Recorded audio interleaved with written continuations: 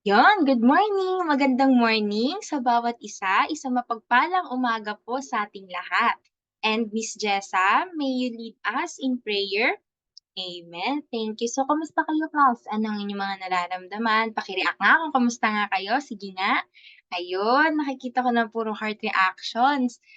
Oh, may nagka-cry. O sana kahit papaano po, kahit ano man po yung nararamdaman niyo ngayong araw, sana patuloy pa rin kayong magalak at maging excited sa ating pag-aaralan ngayong umaga.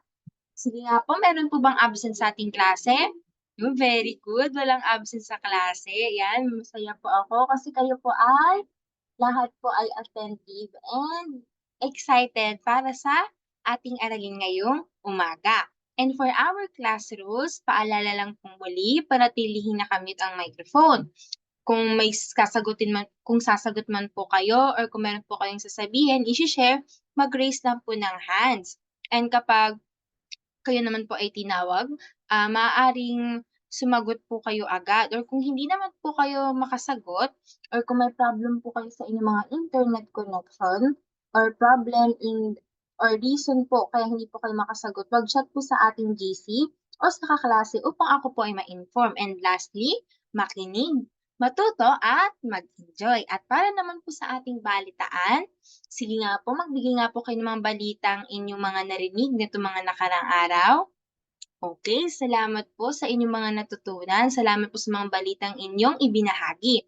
At patuloy tayo maging updated sa mga nangyayari sa ating bansa sa loob man o sa labas. Yan, and para naman sa ating balik-aral, alam ko na may natutunan naman kayo at panigurado na may natutunan kayo. Ang tanong, naalala niyo pa ba? At dahil dyan, susubukin natin kung naalala niyo pa ba. Ako ang magulo pero kayo ngayon yung mag-aayos. So maaaring mag-raise hands or i-comment sa chat box ang ating kasagutan. So mga keyboard warriors dyan, ilabas niyo ng inyong galing para sagutin ang katanungang ito. So number 1, pakibasa nga po, Mr. Mazo.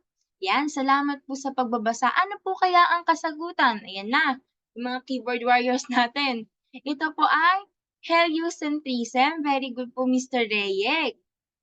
Sumunod naman po, ano po kaya ito? Pakibasa nga po munang muli, Miss Maris. Ano po ang kasagutan? Ito po ay very good, Kepler. Yes, tama po kayong lahat, ano? So ngayon naman po, meron na naman tayong panibagong activity. Puro activity naman, at least masaya, 'di ba? Na siyang may koneksyon sa revolusyon scientifico at paniguradong alam niyo na 'to. Kasi pina-activity ko 'to last time, 'di ba? So ngayon, ito po ay bugtong-bugtong palabugtong ano ako, gano'n po ulit yung mechanics natin ha, pabilisan na lang ulit ng kamay kung kayo may nahihiyang sumagot. Okay, ito, bugtong-bugtong palabugtong, dugtong-dugtong tanikala ay dugtong-dugtong magkakarugtong tanikalang umuubong takbo'y pagkabilis. Bilis! Ano kaya 'to? Aha, very good. Si Mr. Jerome, ito po ay tren. Sumunod, dugtong-dugtong palabugtong, ang distansya'y dagat na malawak sa mahabang kawad lang makakapag-usap. Ano kaya 'to? Mhm, mhm. Ito po ay telepono. Very good. So, base po sa mga larawan na sagot sa bugtong na sinagutan ninyo or hinulaan, ano po kayo napansin niyo sa larawan? Aha, lumang bagay. Vintage, yes. First invention, kayo pong lahat ang inyong mga kasagutan po ay tama. So, dahil sa mga kasagutan niyo, patungkol kaya saan yung pag-aaralan natin? Kinaya, aha, lumang bagay daw. Ano kaya? Ano po? Prehistoric? Paano naging prehistoric yan? Sige nga, ito po ay Rebolusyong Industrial. Yes, very good, Miss Roxanne. Salamat. At dahil diyan, pakibasa po ang ating layunin. So maraming salamat po sa pagbabasa at dahil sa ating layunin ngayon, alam niyo na kung ano ang inyong mga gagawin para sa araling ito. Okay, for our industry, alam ko, last week, di ba, nakapagbigay ako ng mga pangkatang gawain. So kayo po ay magpe-present ng mga gawain niyo, ng mga group activity niyo base sa gawain ng bawat pangkat. Diba? So for pangkat 1, isang online exhibit. For pangkat 2, maikling dula, and for pangkat 3, dokumentaryo, and sa pangkat 4, isa pong awitin. At dahil sa mga ginawa niyo, magaling. I just want to say na kitang-kita ko ang inyong effort at nilalaman ng inyong mga gawa. At alam ko talaga yung iba iniyakan, and grabe yung unity na nakita ko sa inyong, pagpe-present ng inyong mga gawain. At dahil diyan, sige nga, virtual clap. Isa namang virtual clap diyan. Yan, napakahusay. Very good sa inyo. And for our lesson proper, kayo po ba ay nakikinig? Gising pa ba? Sige nga, send 5 kung nagigising pa. Ayan, nakikinig pa sila, attentive pa. Excited pa ba? Excited pa. Ayan. And for our lesson proper, base po sa ating PPT, sige nga po. So, kailan daw po nagkaroon ng malaking pagbabago sa aspektong agrikultura at industriya sa mga bansa sa Europe at sa United States? Kailan daw po? Correct, Miss Higbugan. Ito po ay noong kalagitnaan ng taong 1700s at sa mga unang taon ng 1800s. So, saang bansa nga po nagkaroon ng malaking pagbabago? Andiyan na rin po sa PPT.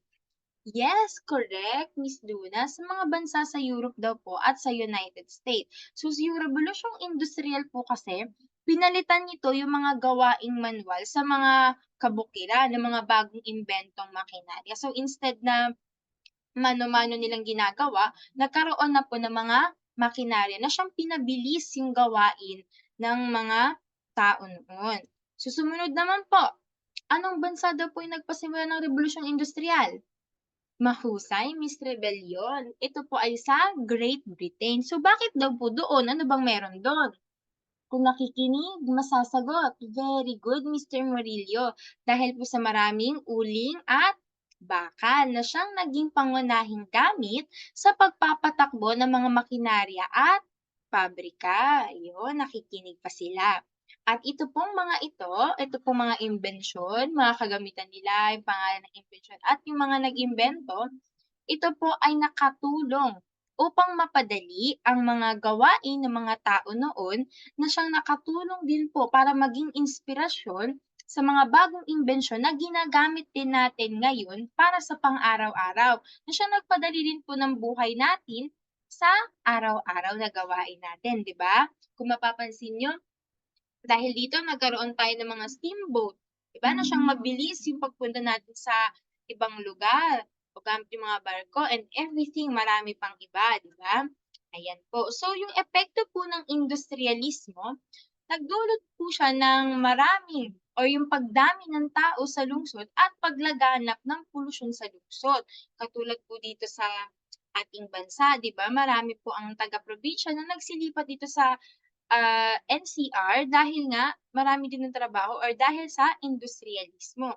At dahil din do'n naging polluted tayo, 'di ba? Dumami, sumikip sa lugar na ito. And sa panahon din 'yun, maraming batang napilitang magtrabaho o nagkaroon ng child labor. Bakit? Kasi sila lang yung kasya sa mga maliliit na pabrika. Kaya nilang magsusot sa kung saan-saan. And siyempre, ginamit din sila ng mga mayayaman para maliit lang yung bayad sa kanila.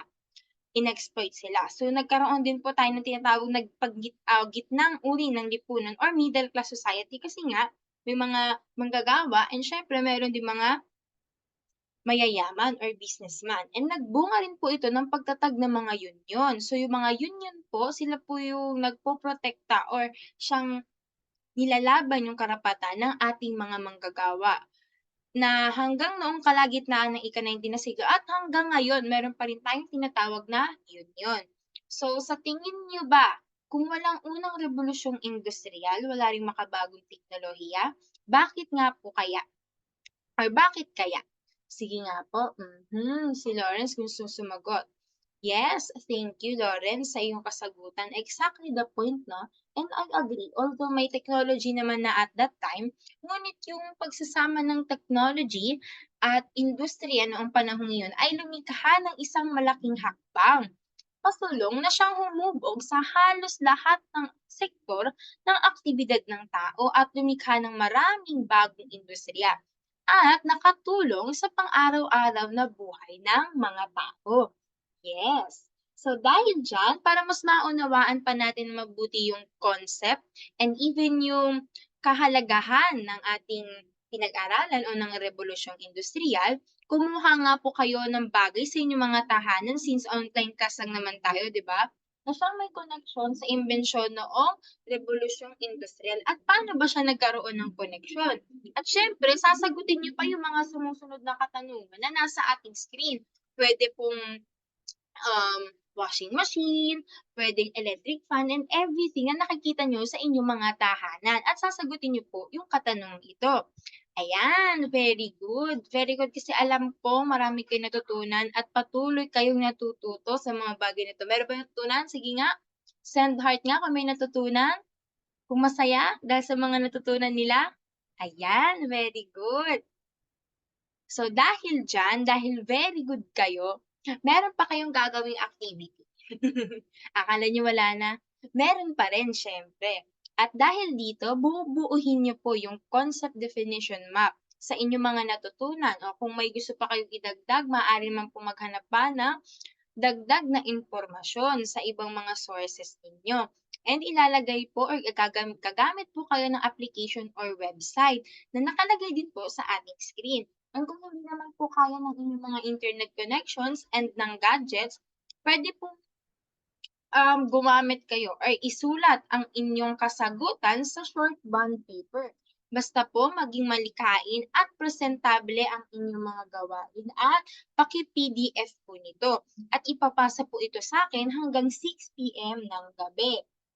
And dahil din diyan, subukin naman natin ang inyong mga natutunan ngayong araw, ano? Kung hindi kaya ng QR code, ise-send ko po sa ating GC or dito sa chat box ang pagtataya or ang ating quizzes link. Yan. Alam ko namang masaya kayo kasi marami kayong natutunan. Okay ba? Goods? Very good. At dahil diyan, lastly, puwedeng ipapasa niyo naman 'to sa susunod pa 'no, ang ating takdang aralin na gusto kong maging. So itong takdang aralin na 'to, ipo-post ko na lang ito sa ating GC at sa Google Classroom.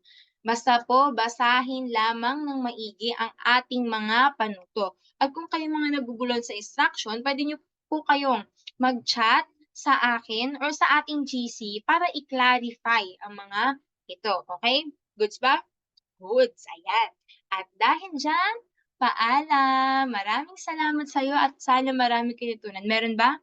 Puwede nga.